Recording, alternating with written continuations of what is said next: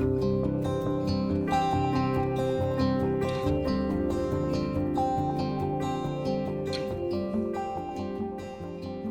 everyone, this is Joanne Bohegan. I'm a vice chair on your Foster City Chamber of Commerce Board of Directors. And tonight I have the privilege of inviting you to watch our new kind of candidate forum. We've decided that the traditional Q&A debate structure is just not good enough for where we are as a community. And we thought it would be great to allow each of the candidates to have a chat with the chamber, an informal opportunity to talk about ideas, lessons learned from the campaign road, and the future priorities they see for the city and for our community. So join me tonight as we unveil Chat with the Chamber with each of our candidates. We hope you learn a little something, and we hope you get out your vote. Hey, LaTisa Brooks. Hello, Miss Bohegan. How are you? Nice to meet with you today. Thank you for having me. You as well. Thanks for making time to have a chat with the chamber. I'm really pretty excited about this. As you know, we switched up the format. We definitely listened to the community and decided that a Q&A debate was not going to be the best way to showcase each of the council candidates.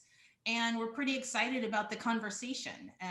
You had the opportunity to choose categories that you wanted to make sure that you could have a chat with us about.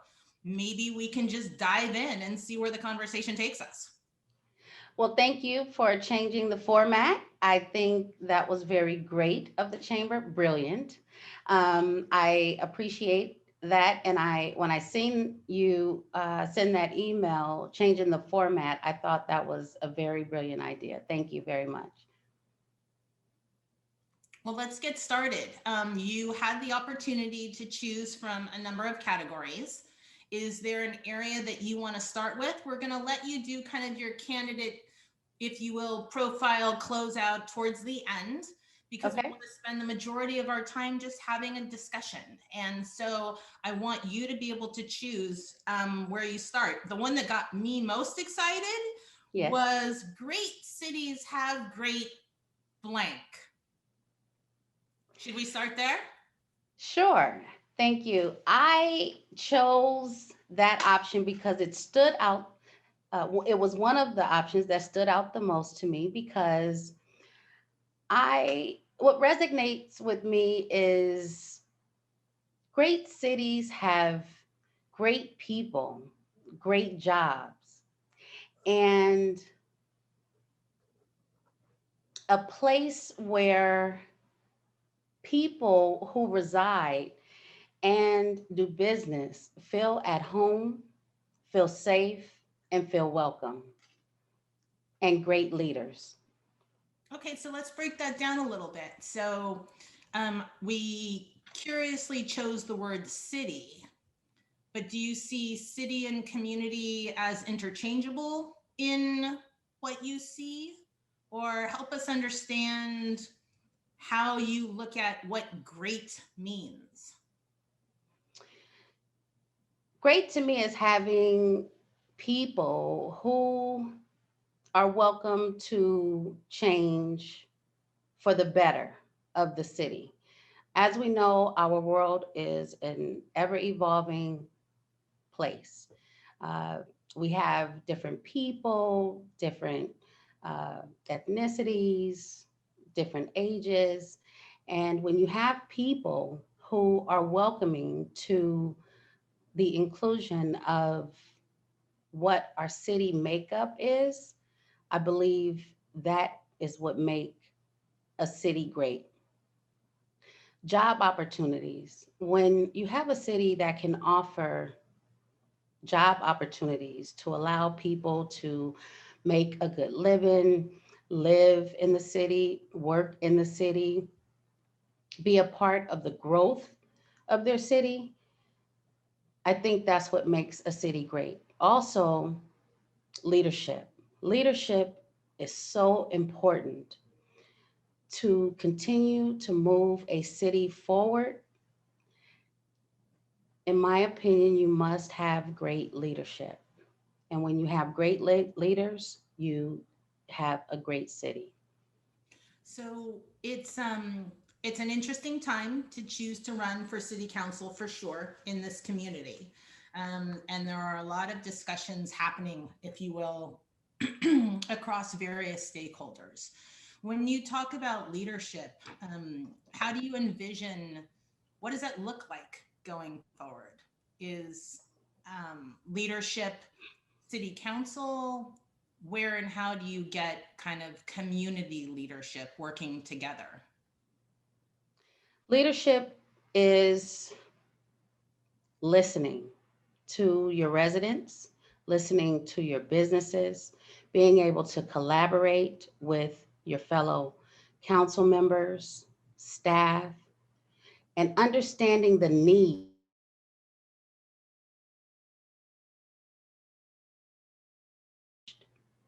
then you can understand what the needs are and try to come up with a plan of solutions. I'm a solution oriented person. So when I understand by listening to the residents and understanding what their needs are, is how plans should evolve. How do you see the role that you're embarking on from the perspective that you have? I know that kind of have a strong background in industry. You're obviously an entrepreneur and local business owner. You are part of one of the kind of more instituted service organizations. And each of those brings with it a perspective. But how do you not carry forward perhaps the perspective of the past, but use the perspective that you have with listening to where the community wants to go? Well, Joanne, my many years of experience in negotiating with unions and rebuilding businesses, one of the many things that I've had to endure is taking a full, in depth analysis of a situation. And that includes past decisions that council members and staff has made for our city, that has made our city a great place to live, work, and play. My objective would be to continue that and enhance in any areas that we can see need enhancing. I believe we always have room for growth. And the only way that we can consider what they are is by learning, by listening, being engaged, and coming up with solutions and plans. So it's an interesting word, that word growth.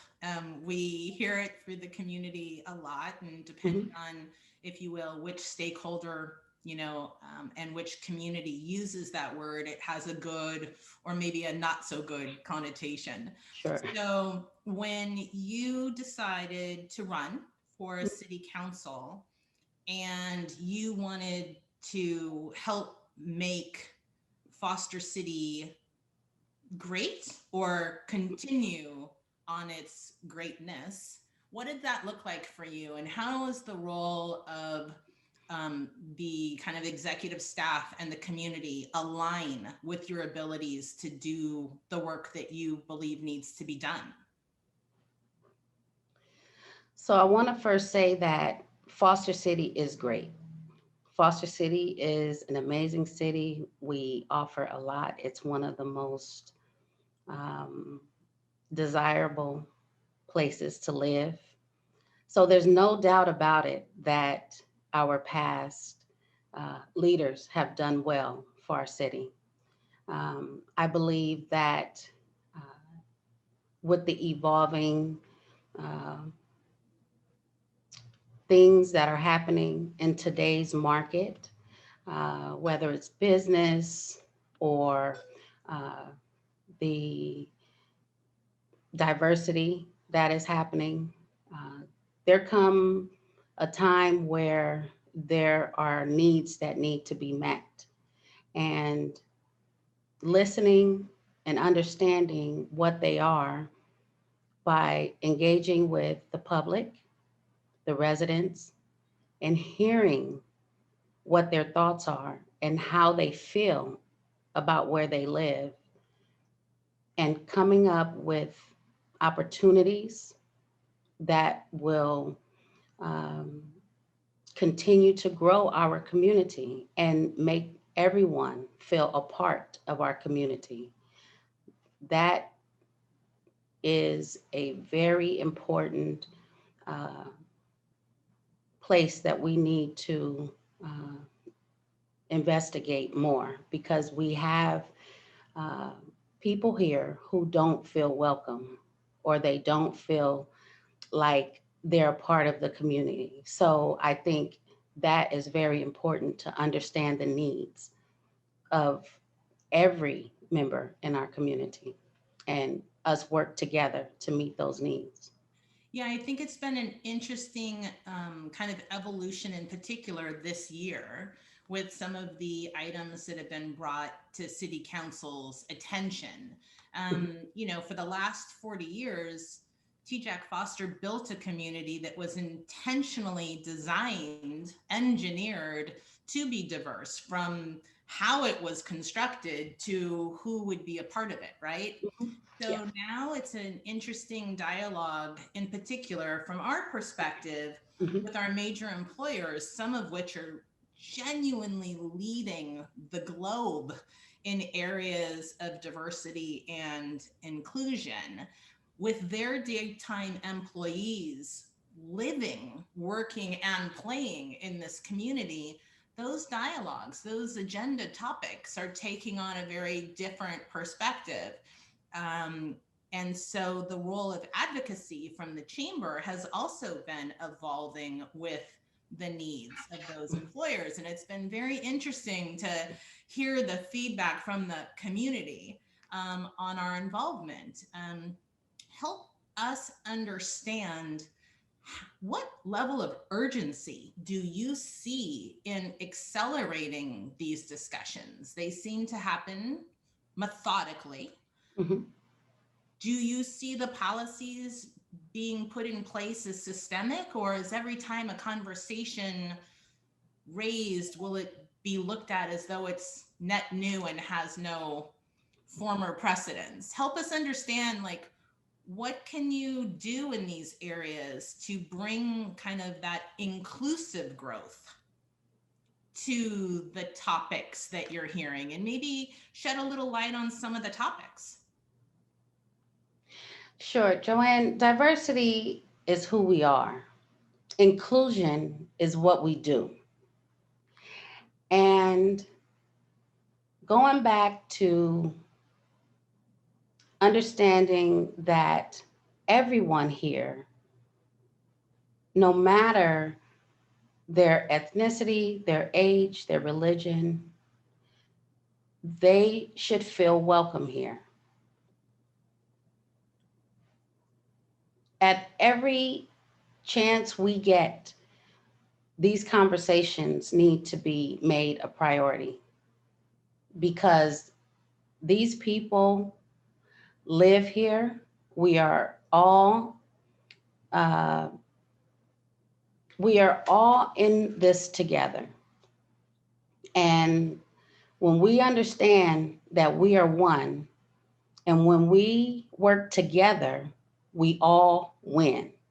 So when you separate and you segregate, it become a divided problem. And the quicker we understand that when we work together, the further we'll get. And we will do this by engaging in conversation, understanding that everyone deserves to feel a part of our community. The chamber has heard, um, and learned. I'm going to say not heard, I'm going to say learned. When the shelter in place was enacted, we created the Chamber Cares Initiative. Day one, we had no idea what we were facing, whether it was going to be for a day, a week, or however long. And we started with, what do you need? How can we help? And over the course of these last 8 months, we've learned just how fractured and siloed, partitioned the community is. And it's interesting to see that at this time, when community should be coming together, that the fracturing is getting perhaps a bit more instituted than most want to give a voice to. And we see it because our business is not business, it's our business is community, right? So when you look at this problem, how do you see yourself being able to have an effect on the social impact that your perspective and your experience can bring to making these conversations more comfortable? Because I think that's what's missing. Or what do you see as missing that we're not able to create the connection? What I see is, mm, I see that people in past times have been comfortable with being silent. Um,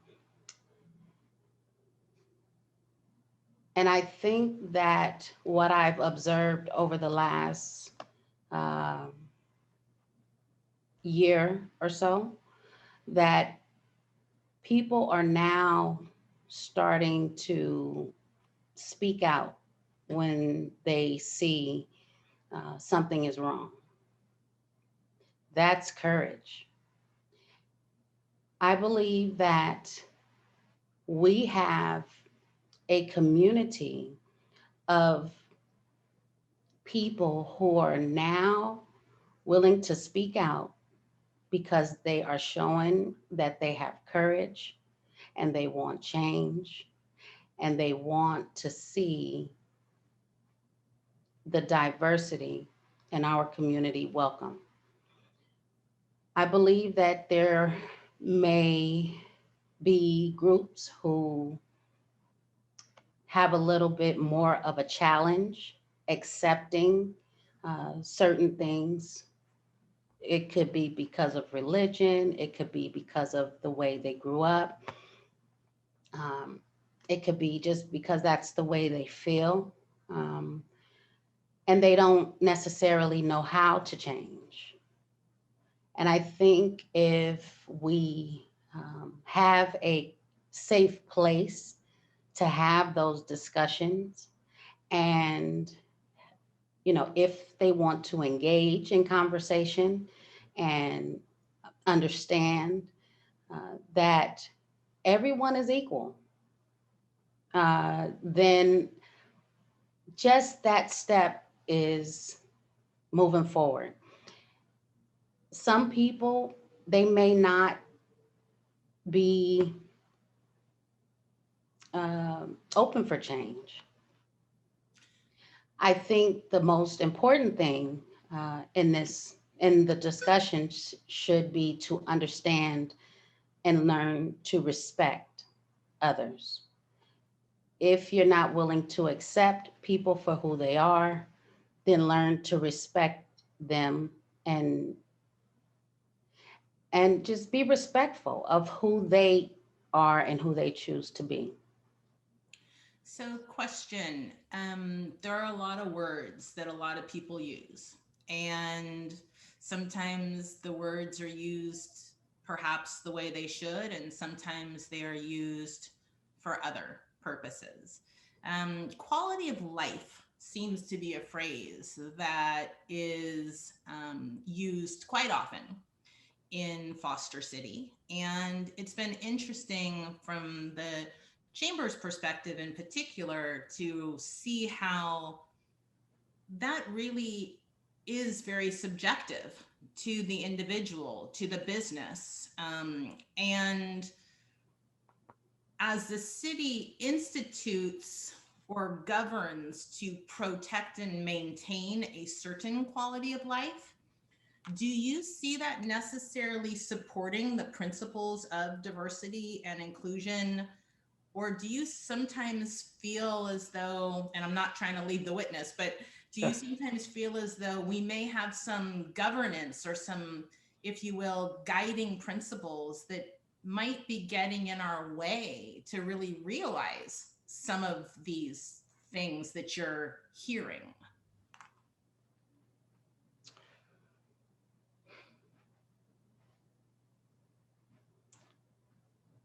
I think, Joanne, yes, because if you have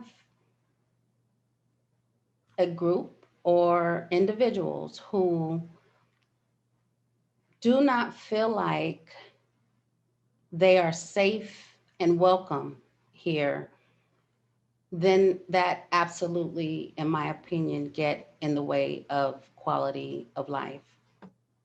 We look at different uh, quality of life options here, such as safety from our police departments, our fire departments, having a beautiful community that offer a variety of uh, recreation.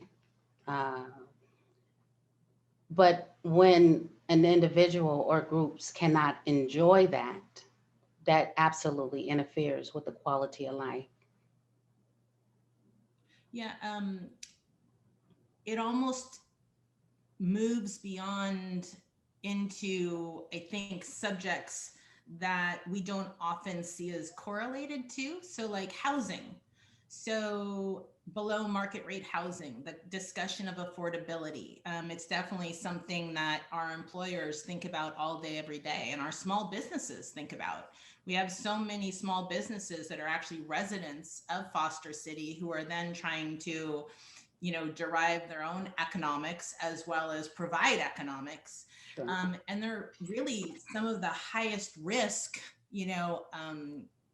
pieces of the community. When you think about the role that you want to play, let's just assume you have a magic wand and you get to institute policies over the course of the next 2 years that are going to put in place results for the next five. Do you have an idea of what that wish list of things could look like? Yes, Joanne. So I feel that I've been a part of the Bay. Well, I'm a Bay Area native, and I've been a resident of beautiful Foster City for the past 20 years. So I've been fortunate to see how things have evolved with the housing crisis. Um, my strategy would be to uh, bring together the employers who are growing and providing jobs in our communities, which, by the way, provide wonderful benefits for our community. We appreciate them. We know and love these businesses. But I believe we all need to sit at the table and come up with solutions because we overwhelmingly agree and authorize the growth and the expansion of businesses in our community. Uh, but I believe what's missing from that discussion is where are the employees going to live? I believe there need to always be um, a discussion and um, an analysis done to see if a business is creating jobs, how can we accommodate where they're going to live? Are they going to be able to afford to live? Um, Ideally, it would be best for a person to live and work in their community because it offers so many great benefits, far more than them living outside of the city, including when they live in the city, they can reinvest their money and time in the city. If they have families, they are more likely to participate in their children's school activities, which then in turn help their children become secure and confident and uh, highly likely to perform well in school. Stress levels are reduced because they don't have to travel on the road in traffic, creating traffic, which we know is a big problem in the Bay Area. Um, but it really allows more benefit for an employee to live and work in the city that they live in. It will help our small businesses thrive because if they're likely to be here after work, they will spend their money in our small businesses to keep their uh, businesses healthy. So, in my opinion, the city who is allowing the growth and the expansion to take place, um, along with the businesses who wish to expand and grow, need to be at the table with the city council to come up with solutions of how we can accommodate the housing needs. It's it's a priority, and I think it's a very important discussion that need to take place. Yeah, I completely appreciate the perspective that you're bringing in. It's and what I'm hearing from you is that you really do understand the linkages between these different stakeholders. I do think, it's interesting. Oftentimes, city and employer may or may not include the Chamber of Commerce. And I think what we need to understand is and what we hope that the community has really come to understand now, in particular through the work that we've done during COVID, is that just because we may or may not be a membership driven organization does not mean that we are only representing members.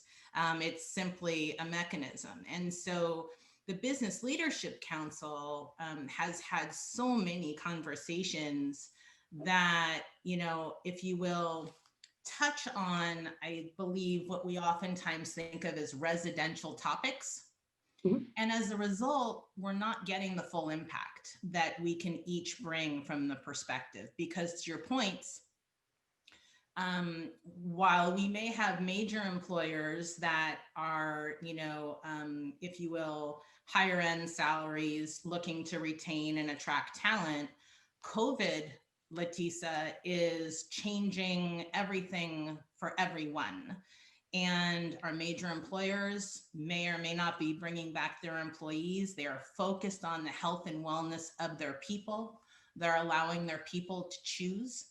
And that ability for our city and our governing, if you will, leadership to identify opportunities for us to grow, to offset, I think is going to be really important. Because as you know, as a small business, I mean, I own a small business. I mean, it has caused each of us all day, every day to rethink the way that we move forward. And I think when you look at the priorities, because I know we're going to run out of time soon, but when you look at the things that you really want to accomplish and the kind of the categories that you have chosen, what do you want everyone to understand? And I don't mean the candidate statement. I mean the LaTisa part, the why LaTisa. It's clear that there is a lot to bring to the forefront, but some of this is just going to be built on sheer passion and will. Does does that align with a city's ability to advance aggressively an agenda that may or may not be in concert with the way it's done business to date? Yes, Joanne. Again, that's listening and understanding what the climate is at the time. We are always evolving and changing, especially since the pandemic. And you mentioned the landscape of things are changing and will be very different. I'm sure once we understand the impacts of this pandemic, because we are not uh, fully aware of what those impacts are, I believe that continually having discussions, listening, and understanding, being engaged, making decisions to work together uh, civilly. And even if we don't agree on things, doing what's best for our city and our residents and our businesses is so important. And I know relationships are important, but also understanding that making decisions with integrity, ethical decisions that are in the best interest of our city, even if we don't agree. Having the courage to do that is very important. And that's the leadership we need. Absolutely. Let me ask you before I kind of turn it back over to you. The city has a daunting responsibility, right? It obviously has the responsibility over our fiscal management, over so many things. And it doesn't have the luxury to, if you will, enact as though it's an incubator or a startup, right? Yes. But you have so many partners in the community. Do you see a significant role as the city identifies the priorities until it can make more substantive, formal change? Is there a role based on your experiences with so many different organizations that you see that those nonprofit partners and others can have in helping accelerate some of these changes that you're thinking about? Absolutely. They are a part of the community. Every entity has a voice, and listening and being engaged is critical. Absolutely. So I feel like it wouldn't be a partnership if you don't have a seat at the table and your voice is being heard. But more importantly, the people making the decisions must be willing and open to listening. I think one of the challenges that we've heard from many is the campaign trail is road. It's a long road. Um, what? I'm learning. Yeah, right. What expectation did you have going into it? Let's just take a little bit of a different tact. What Okay. expectation did you really have going into it? Come on, let's be legit. And what is really happening out there right now? Are people listening? Is the effort? I mean, we changed this format so that somebody who may still be listening, there's no hard Q&A here. It's what you're saying and trying to understand and clarify. Just sometimes it's about just hearing a different voice, and you're using the words listening, and I think that there's a big difference between hearing and listening and looking and seeing, and I don't always know if we fully take it in. So, what did you think you were getting into? And how is it going? And how badly do you want to be a part of the change? Thank you for asking. Well, I, as you know, we're limited at how we engage with the community because of the limits the pandemic has set for us. So, utilizing the tools that we have, um, I watch communications a lot on different social media outlets, and I learn and understand what people perspectives are on things. Um, that's my way of learning what the public needs are, engaging with them online. Sometimes and oftentimes it doesn't necessarily require an engagement, but understanding what people perspectives are what I gather most from uh, watching these communications. Change is always good when it is to enhance and preserve the quality of life of people and our community. We have come a long ways. We still have a lot of room for improvement. I believe with my experience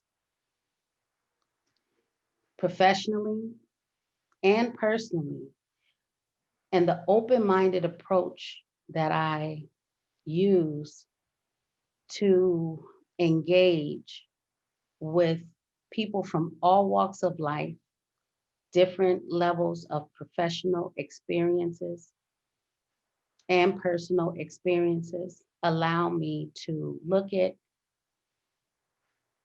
things objectively and understand what their needs are and open to solutions. As far as my um, wanting to serve and be a part of these discussions and decision making policies that I know are needed and necessary, I know that I am and will be a great asset to our community. Well, I love the fact that you can answer it with an I know, because oftentimes we hear I believe, I hope, I think. And if you don't know, I'm not really sure how anybody else is supposed to know. So I actually appreciate that you answered that question. Thank you very much. You had started to touch on something, and I think I took us in a different direction. I want to let you get back to it. You were starting to talk about partnering and lessons learned. Yes, one of my biggest priorities is to discover ways that we can partner and discover creating uh, ways to sustain and attract business vibrancy in Foster City.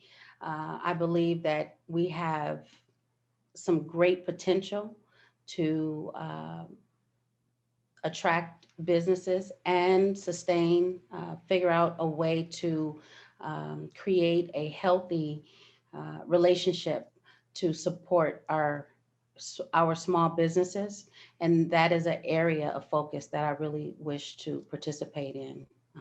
Partnering, uh, learning the different ideas, and executing plans to get our business community vibrant. Yeah, it's definitely obviously a priority for us, not simply because we're the Chamber of Commerce, but when the shelter in place was put in place, We knew that we had no idea what our community was going to need. And notice I said community. As I Yes. think I referenced earlier, sometimes everyone thinks we're just about business, but the reality is the economic health and vitality of Foster City, that is our business. And the lessons that we've learned from these last 8 months, the conversations that we have been entrusted with from our small businesses in particular, I think really affords an opportunity for the city to understand what role can they play, and then what role can partners play in having an impact in that same space. And that's something that we look forward to with the council, to have partners that really realize that we don't do it alone. And I think you said it earlier. We really are all in this together. Some of us have the lead in different areas, but just having the lead does not mean that we are the sole, right? And I think that's really what you are trying to say. And we appreciate that message, very much. Thank you, Joanne. I just want to leave us with this. We are a team, and everyone need to play their position so that we can have the highest chance of winning. And when that happens, and we do it all uh, together, then we can win. And I think we will. I look forward to it. We do as well. And so we have a few minutes. And of course, now we're getting comfortable, and I've got like 1,000 questions that I want to ask. But really, what I think that this conversation is lending to is people who are listening, they have the ability to see that there are so many different ways to be able to engage in a conversation with you that is not a binary Q&A. And for that, thank you for diving into the pool with no water with us as we try to figure that out. So I want to make sure that you have the opportunity to know that whether the road to the election yields the result that you're looking for, it does not. We look forward to continuing to partner and do whatever we can to leverage each other's efforts. Um, as we give the community this opportunity, here's your chance. Obviously, your candidate profile is out there and you've had your Q&As, but I want you to be able to wrap up and close us out with the things that we should know about LaTisa Brooks. For those who have not yet cast their ballot, I'm one, by the way, as a resident. I'm listening to this conversation, and allow you some time to take the next 2-3 minutes to close us out as we conclude our chat with the chamber. Thank you, Joanne. I want to say that uh, first, I appreciate you hosting this chat. And what I would like to say to the viewers is that I want to be your fresh voice on the Foster City Council. As a business owner, executive leader, and mother to three amazing young men, my life and career have been guided by three tried and true principles: listening, to understand, and to be engaged. People want and need to be heard. Service, when you uplift others, you elevate yourself. Courage, Dr. Martin Luther King Jr. said it best: the time is always right to do what is right. As I always taught my sons, courage is doing the right things, especially when it's hard. As your next councilwoman, I will listen to our essential workers, veterans, seniors, and teachers. I will serve the underserved in our great city and be a voice for renters and homeowners alike. I will employ my many years of experience in controlling multi-million-dollar budgets, negotiating with unions, rebuilding businesses, and of course, the most important job of all, being a mom, to listen, serve, and be your voice on the Foster City Council on November 3rd or earlier. Vote for me, LaTisa Brooks, your fresh voice on the Foster City Council. Well, the best part about that is the smile. So, what I'm going to say is we wish you nothing but continued success on your march to the election. And we thank you for giving us a little bit of a different glimpse into what we have seen on the campaign trail. And we hope that you're going to share this far and wide because I think it will be a glimpse that people will find refreshing and an opportunity for you to provide your own voice around the topics that we've talked about, which we've only touched on. And we welcome and invite you to have a chat with the Chamber at any time. So have a great night. Thank you. Thanks for joining us. Thank you. You have a wonderful day, Joanne. Thank you very much.